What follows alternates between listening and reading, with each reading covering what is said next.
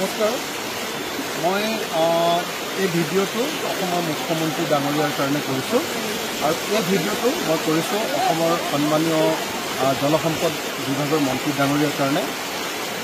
মই আছোঁ শিৱসাগৰ বিধানসভা সমষ্টিৰ কোঁৱৰপুৰ পঞ্চায়তৰ এখন কি গাঁও 2 নং গলিয়াঘাট বনগাঁৱত আছোঁ।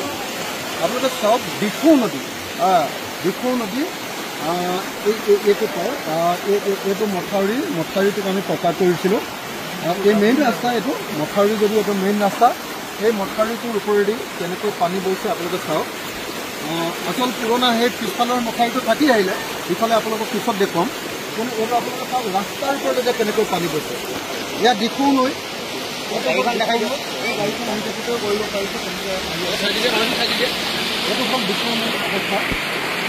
দিখৌ নৈ অৱস্থা। মই অলপ আগতে ইয়াৰ আগতে ভাটি বনগাঁৱলৈ গৈছিলোঁ। এইটো হ'ল কোঁৱৰপুৰ পঞ্চায়ত। এই কোঁৱৰপুৰ পঞ্চায়তত এইটো কোনটো জেগা আপোনালোকে ধৰিব পাৰিব, অসমৰ মানুহে সকলোৱে চিনি পাব। কোঁৱৰপুৰ পঞ্চায়তৰ এই জেগাটোতে আমাৰ প্ৰাক্তন ডিজিপি ভাস্কৰজ্যোতি মহন্তৰ ঘৰ, তেওঁলোকৰ সত্ৰখন কি সত্ৰ?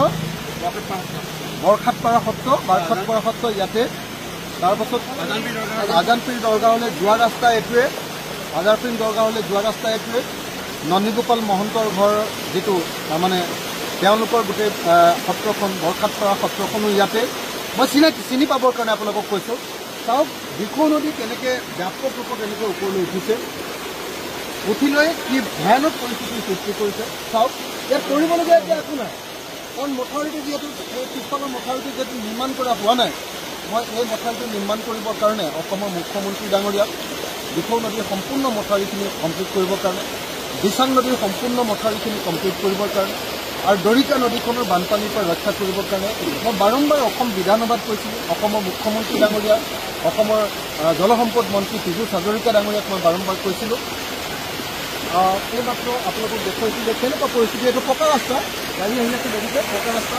এই পকা ৰাস্তাটোৰ ওপৰেদি কেনেকুৱা ধৰণৰ পানী বৈ আছে আপোনালোকে নিশ্চয় দেখিছে।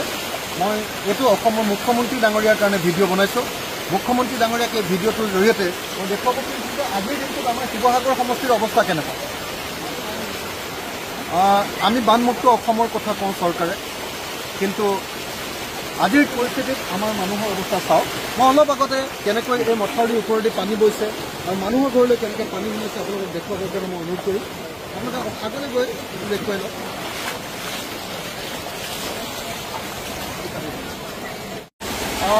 মই আকৌ ক'লোঁ, একেটাই কথা কৈ আছিলোঁ যে এয়া হ'ল দিখৌ নদীৰ তালৰূপ। এয়া হ'ল দিখৌ নদীৰ কোঁৱৰপুৰ পঞ্চায়তত বলিয়াঘাটত, মানে বলিয়াঘাটৰ এখন কি গাঁও? বাঘৰ চুকত এই পৰিস্থিতি কেনেকৈ মানুহৰ ঘৰলৈ পানী সোমাইছে আপোনালোকে নিজে চাওক। মই অসমৰ মুখ্যমন্ত্ৰী ডাঙৰীয়াক দেখুৱাবৰ কাৰণে এইটো ভিডিঅ' বনাইছোঁ।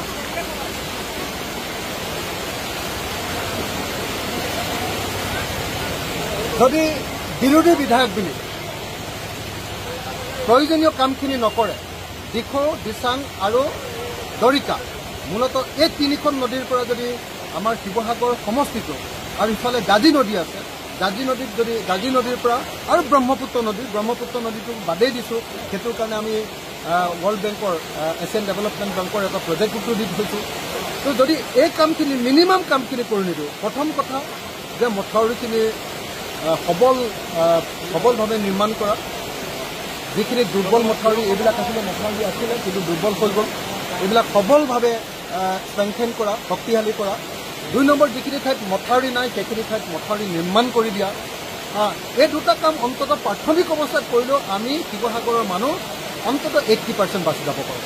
80% মানুহ। আজি শিৱসাগৰ নগৰত পানী উঠিছে। আজি ৰুদ্ৰসাগৰ পঞ্চায়তত এখন গাঁও, ভাটি বনগাঁও, এখনতো খতম হৈ গৈছে মোটামুটি। দিচাংমুখ পঞ্চায়তত পুৰা পানী উঠিছে, কোঁৱৰপুৰ পঞ্চায়তত পানী উঠিছে, শান্তিপুৰ পঞ্চায়তত পানী উঠিছে, নগৰত পানী উঠিছে, দিচাং ধায়ালি পঞ্চায়তত পুৰা পানী উঠিছে। আপুনি চাওক কেনেকুৱা পৰিস্থিতি, মানুহ ঘৰলৈ কেনেকৈ পানী গৈছে চাওক। সেইটো পৰিয়াল আপোনালোকে চাওক, পৰিয়ালটো কেনেকৈ আছে, সেই পৰিয়ালটো মানুহৰ ঘৰলৈ কেনেকৈ পানী সোমাই গৈছে চাওক। মই এই ভিডিঅ'টো বনাইছোঁ অসমৰ মুখ্যমন্ত্ৰীৰ কাৰণে। বানমুক্ত অসমৰ যদি সঁচাকৈ তৈয়াৰ কৰিব লাগে, আমি মিনিমাম এইখিনি কাম কৰিব লাগে। বিৰোধী বিধায়কৰ সমষ্টি বুলি যদি মথাউৰিকেইটা নিৰ্মাণ নকৰোঁ তেতিয়াহ'লে নহ'ব। ইয়াত বিৰোধী বা চৰকাৰী বিধায়ক এইটো প্ৰশ্ন নাই, মানুহৰ প্ৰশ্ন। জনতাৰ প্ৰশ্ন, ভোটাৰৰ প্ৰশ্ন।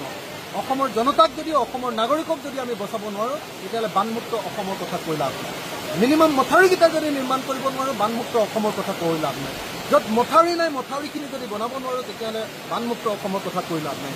দৰিকা নদীৰ কথা অসম বিধানসভাত মই 3বাৰ ক'লোঁ। IIT-য়ে ৰিচাৰ্চ কৰি আছে, তাৰ প্ৰতিবেদন এমাহৰ ভিতৰত প্ৰকাশ পাব। তাৰ পাছত যাতে দৰিকা নদীৰ পৰা সম্পূৰ্ণৰূপে অসমৰ শিৱসাগৰৰ মানুহক বচাবৰ কাৰণে ব্যৱস্থা কৰে, তাৰ কাৰণে অসমৰ মুখ্যমন্ত্ৰীক মই এই ভিডিঅ'ৰ জৰিয়তে অনুৰোধ জনাইছোঁ। সেইটো আপোনালোকে নিজে চাই লওক।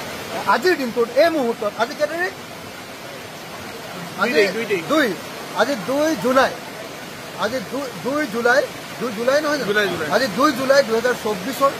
আজিৰ এইটো শিৱসাগৰ সমষ্টিৰ কোঁৱৰপুৰ পঞ্চায়তৰ এই পৰিস্থিতিৰ মই অসমৰ মুখ্যমন্ত্ৰী ডাঙৰীয়াক এই কথাখিনি উপলব্ধি কৰি, অসমৰ জলসম্পদ মন্ত্ৰী ডাঙৰীয়াক এই কথাখিনি বুজি লৈ ব্যৱস্থা গ্ৰহণ কৰিবৰ কাৰণে আহ্বান জনাইছোঁ।